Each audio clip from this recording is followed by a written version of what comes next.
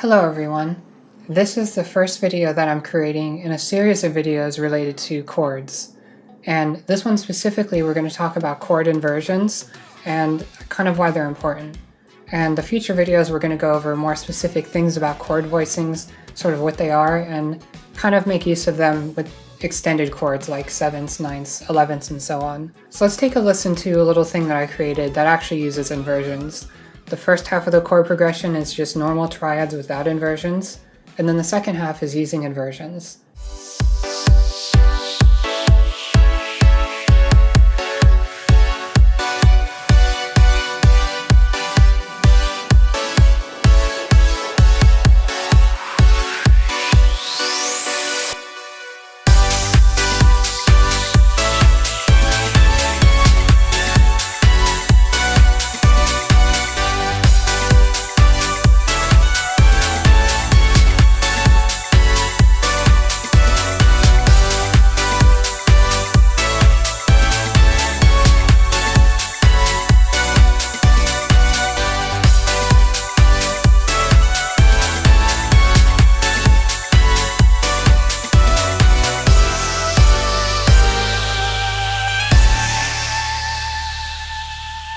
Okay, so that's a little example that I created and one of the many uses that you could have for inversions. So you'll hear this a lot in pretty much any type of music.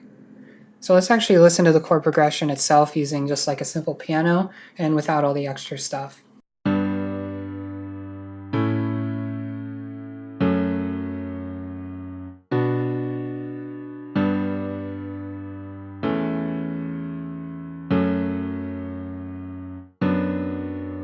So this first half here is just normal standard triad voicings, and this one contains chords that have inversions. So first thing you may be wondering, what exactly is a chord voicing? Well, a chord voicing is sort of which notes you choose to use in the chord, which kind of sounds ambiguous, so let me look more in depth on that. So one thing we could do with chord inversing is do what's called an inversion, which is what we'll get to in a minute. And the other thing we could do is just say, for example, taking this G here and putting it an octave lower. That would technically be a different voicing of a G major chord. Additionally, you could do something like this, taking these two, moving them up, and that's its own version of the voicing. And when it comes to triad chords, it really doesn't get too complex when it comes to voicings. There's really limited things you can do, and it's only when you start to get into extended chords is when things start to really get unique and interesting. Additionally, when it comes to triads, we can also do things called augmented triads and diminished triads, as well as suspended chords. But in this case, we're going to avoid those because I don't want to really needlessly complicate things. Okay, so now let's look at things more in detail. We have the first inversion and a second inversion. So we can take this G here, which is going to be the root note of the chord, and if we take that and move it up an octave, now the B note is going to be the lowest note of the chord. So another way you can think about it is when you're voicing a chord, you have the root, the third, and the fifth. And when you sort of think about inversions, if you take that root note and move it up, now we have a first inversion. So another thing we could do is take this third and move it up an octave, and that would be considered a second inversion. And it's going to take you time, but as you start to get a more like nuanced ear and you start to understand music on a deeper level, you'll kind of start to really be able to pinpoint when someone has used an inversion of a chord. And there's a lot of reasons why you might want to use inversions. So one of the reasons is that inversions, you can think of it as sort of like a different variation of a flavor. Certain inversions will sound a little bit different than others, and even more so depending on the context of the chord that comes first and the chord that comes after. Another thing inversions sort of allow us to have is the ability to connect chords better using leading tones. So let's actually examine that more in detail. So here we have the first progression, and we can see that the actual leading tones exist here. We'll just do both of them. And as you can see, they exist in different places of the chord. So here we're actually having the leading tones sort of nested within the top upper middle area of the chord progression. In the second half, you can see the leading tones here, which is D and D flat, are nested in the upper registers of the chord. And because of that, it sort of changes the emphasis on sort of how the human ear perceives it. So also, let's kind of see what happens in terms of the vertical movement of the chord. In the first half, the chord moves up almost optimistically. But in the second half, because we're using inversions, it actually creates a downward motion rather than an upward motion, even though it's the same chord.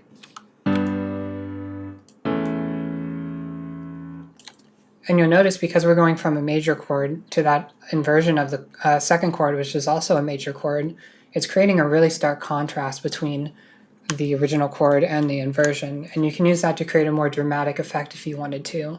And we sort of do the same exact thing here with having an inversion on the second chord and the normal voicing on the first, and it has this sort of sound. So one thing you'll notice is when it comes to the different chords, the first half of the chord progression has a lot of movement within the bass notes, and the second half has a lot less. So we're only kind of moving a very little bit, and by staying on this G flat here, it creates an entirely different feel, even though once again it's the same chord progression. So we can even start to look at things more in depth when it comes to these chords themselves. So we'll kind of like copy these over and move them up. So we can really start to laser focus in on what sort of intervals we're using in the chords themselves. So if you look at a major chord, it consists of a major third and a minor third. And simply taking this B and moving it up or down creates a minor or major chord. So what happens when we take this E of the chord and move it down and make this a second inversion? Well, now you'll see we have a major third, but all of a sudden we have a perfect fourth. So now we're mixing a major third interval and a perfect fourth interval, and because of that it creates a completely different sound. If we take the rest of the notes away and we sort of play it, that's the sort of sound that kind of is emphasized when you have a perfect fourth in the chord. Alright, so now let's do the other inversion, right? And we'll take the A and move it up. Now what's going on? Now we have a minor third interval and a perfect fourth. So in the first one, a major third interval and a perfect fourth. And in the second one, a minor third interval and a perfect fourth. And by sort of using a perfect fourth in conjunction with a minor interval and a major interval, it sort of creates a completely different flavor and tone. We could get more into detail, but I just kind of want to start to have you thinking about the intervals and the space in between each note in a chord. Because if you start to think about things this way, in my opinion, it'll help you a lot more as you start to get more advanced and you start to make more complex music. Okay, so now let's do something that's a bit more out there for fun. We're going to take a bunch of chords, we're not going to think about a key or anything like that, and we're just going to try and connect different chords together with using different inversions. And we're going to be completely improvisational about it without any thought whatsoever.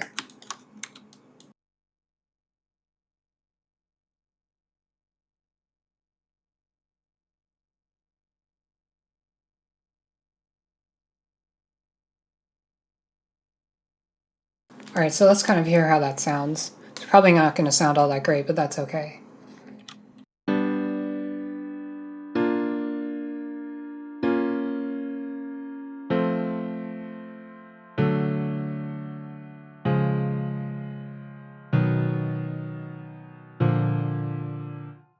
How can we take these chords and connect them together in a little bit better of a way?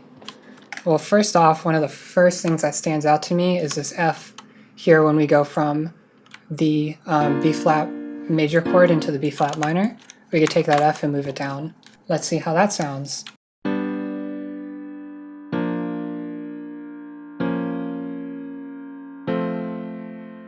So it's a completely different feel. And once again, we're having a chromatic descent with the notes in the top part of the chord. We're going from a D to a D flat to a C. And this is kind of something you might have recognized or heard in music before. And just by using inversions of just random triads, we sort of created our own unique feeling. When we had the chords this way, it didn't necessarily sound bad at all, and it's a perfectly valid way you could do it. But when we do it this way, we're sort of emphasizing all these chord tones. These are the ones that become the focus. Alright, so now let's start to connect things together even more.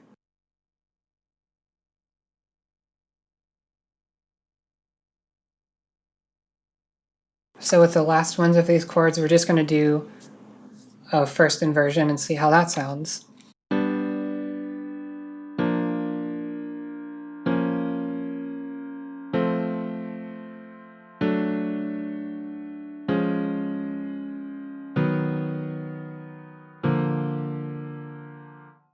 Okay, so hopefully everything sort of made sense to you. I know there's a lot of different videos out there, but I hope maybe my way of explaining to it and my little sort of take on inversions might have helped you understand a little bit better and sort of give you a more foundational understanding of how they work, how you can use them, and why they're important.